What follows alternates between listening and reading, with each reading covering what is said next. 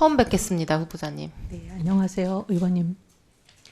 제가 예결위 간사를 맡고 있어서요. 네, 누가 장관으로 오시든 이제 함께 일해야 되는 입장이라서 원래 예산과 재정에 대한 질의를 준비해 왔었는데 오전에 답변하시는 것을 들으면서 몇 가지 의구심이 생겨서 제가 확인을 좀 하고자 합니다. 명쾌하게 좀 설명을 해주시면 좋겠습니다.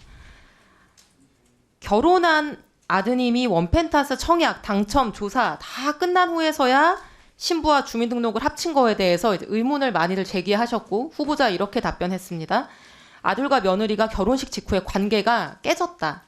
관계가 최악으로 치달아서 혼례를 유지하기 어렵다고 생각했다. 맞습니까? 네, 장남 내외부는 2023년 12월 16일에 결혼을 했고 그 이후 주민등록상 주소지가 전혀 겹치지 않다가 1년 5개월쯤 후인 2025년 4월 30일에 이제 용산 신혼집에 주소를 합치게 됩니다.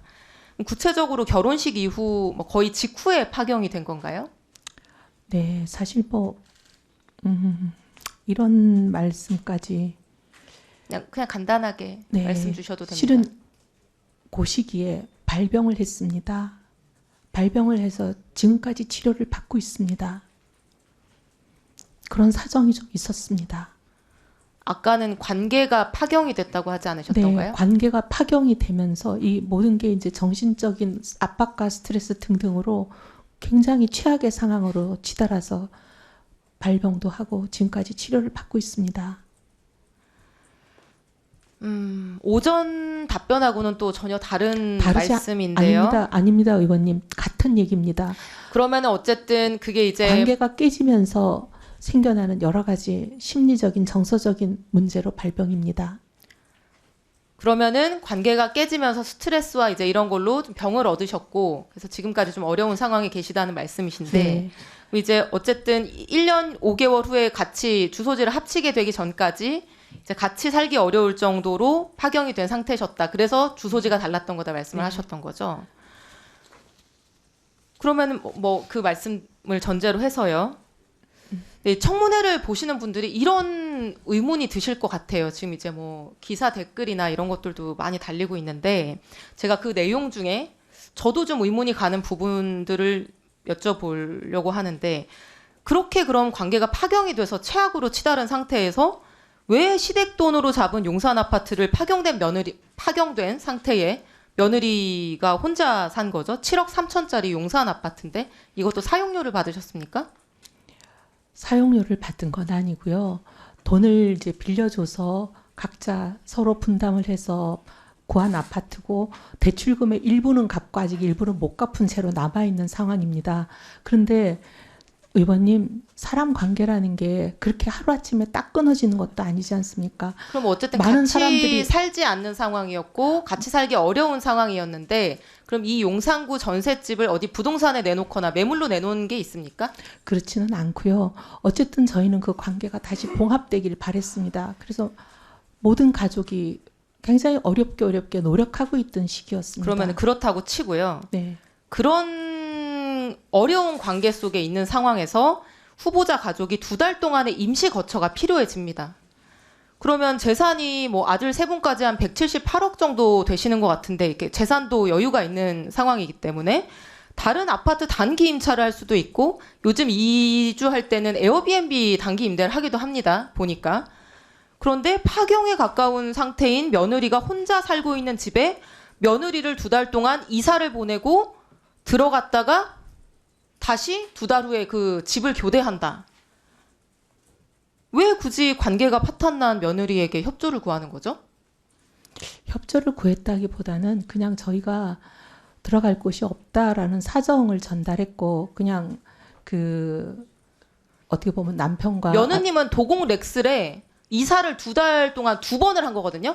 갔다가 왔다가. 근데 의원님 이사가 별로 이렇게 집기나 살림살이가 없기 때문에 근데 지금 이제 말씀하시는 것과 부합되는 어떤 자료는 전혀 제출되지 않은 상황이어서 아니요, 후보자님의 말씀만 듣고 지금 그러려니 이제 해야 되는 상황이거든요. 아닙니다. 다음 질문 전세 드려보겠습니다. 이사 업체와의 계약서를 제출을 했습니다. 의원님께도 드리겠습니다. 차규근 의원님께 드린 자료를 또 드리겠습니다. 그때 당시 이사했던 이사업체와의 계약서가 있습니다. 네. 두 슬라이드를 좀 넘겨주시고요. 3번 페이지로. 네. 왜 관계가 파경이 됐던 신혼부부가 1년 5개월이 지나서야 다시 같이 살게 됐느냐. 그리고 왜 하필 그날이 국토부의 원펜타스 부정청약 조사가 끝나고 그 결과가 발표된 그 바로 다음 날이냐. 지금 여기에 대해서 전혀 몰랐다고 말씀하셨잖아요. 왜냐하면 저희는 뭐 그렇게 답변을 아까 하셨는데 이걸 한번 보세요. 이게 2024년 8월입니다. 대대적으로 언론 보도가 됐습니다. 원펜타스에 살고 있는 사람들은 이거를 모르기가 어려웠을 것 같아요. 왜냐하면 실제로 아파트 안에서 조사받는 세대들도 많이 있었을 거기 때문에 뭐 요새 아파트의 내부 단톡방이니 카페니 이런 곳에서 떠들썩했을 수밖에 없을 것 같거든요. 저희는 그런데 후보자 가족이 5분이나 되는데 이걸 아무도 몰랐다? 이렇게 대대적으로 보도가 되는데 아니요, 의원님 그 얘기가 아니고요. 부정청약에 대한 조사가 있다는 자, 거는 그러면 대충 다음 들었죠. 질문도 그런데 그 드려볼게요. 조사 네. 수사 의뢰가 후보자님 언제 조금 이따 제가 시간 드리겠습니다. 주시겠어요? 네, 감사합니다. 전세 계약 평생 많이 체결하셨죠? 평생 무주택자셔서. 네. 전세 계약 체결할 때 전세금 담보하기 위해서 보통 전입 신고하고 확정일자를 받거나 전세권 등기하는 방법이 있습니다. 법적으로 효력은 동일합니다. 전입 신고는 온라인으로도 가능하고 너무 간편한 방법이죠. 대신에 전세권 등기를 하려고 하면은 막 온갖 서류를 떼고 법무사 비용도 들어갑니다.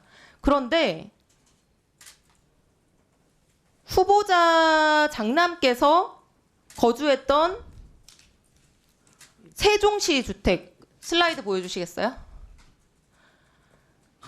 용산 아파트에도 전세권 설정, 세종 아파트에도 전세권이 설정돼 있거든요. 근데 저는 지금까지 전세 살면서 한 번도 전세권 등기를 설정해 본 적이 없어요. 왜냐하면 이게 시간도 많이 걸리고 비용도 들기 때문에. 그럼 상식적으로 이거를 봤을 때 전입 신고를 부모님의 청약 신청 때문에 장남이 살고 있는 곳에 전입 신고를 할 수가 없기 때문에 비용과 시간을 들여서 전세권 등기를 했다라고 보는 게 합리적일 것 같은데 이 부분에 대한 답변해 주실 수 있습니까? 네, 두 가지를 묶어서 말씀드리겠습니다. 첫째, 원펜타스에 대해서 청약에 시끄럽다는 거는 대충은 알고 있었습니다. 하지만 저희 가족은 어디에 살든 한 번도 그 아파트 단지 내에 뭐 단톡방이나 이런 게 들어봐 본 적이 없고요. 그럼에도 불구하고 대충 들어서는 알고는 있었습니다. 하지만 뭘 몰랐다고 말씀드렸냐면 그 수사가 의뢰가 끝났다는 거는 몰랐습니다. 지금 말씀하신 거는 장남이 반포집에서 용산집으로 세대 분리를 해서 나간 시점이 왜 하필이면 조사가 끝난 날이냐 그 말씀이시잖아요. 그 조사가 끝났는지에 대해서 후보자는 전세권 등기 문제에 대해서 지금 아직 답변 전이신데 네, 그거 할 거예요. 후보자는 본인이 전입신고해서 사는 아파트에 대해서 지금까지 전세권 등기를 설정해 본 적이 없어요. 근데 굳이 아들이 사는 용산구와 세종시 아파트는 이례적으로 전세권 등기 설정을 합니다. 왜냐? 전입신고를 할 수가 없기 때문에. 누가 보더라도 주말에는 세종시, 예리하네. 평일에는 용산에 살 수밖에 없는 후보자의 아드님이 이 원펜타스 청약과 당첨과 조사를 위해서 서초구에 가족들과 함께 주소를 함께 둬야 되기 때문에 나머지 두 개의 아파트에는 이례적으로 전세권 등기를 설정한 거 아닙니까? 그렇지는 않고요. 사실은 이제 저희 그 시댁에 이런 모든 일을 담당해주는 전담 부동산 중개사가 있습니다. 그분에게 맡겼고 그분이 알아서 했는데 실은 전세권을 설정을 했는지 그런 거에 대해서 저는 정확하게는 몰랐습니다. 그런데 이번에 지금 말씀하시는 걸 듣고 며칠 전에 언론이 또 그런 얘기를 해서 저희들이 전세권이 설정됐구나 하는 걸 알았습니다. 말이 안 되지. 그렇지 않습니다, 위원장님. 네, 수고하셨습니다. 기획예산처 장관님 되실 분입니다. 모르쇠로 답변하서는 안 돼요. 전세권 설정에 대해서도 모른다? 아, 답답합니다.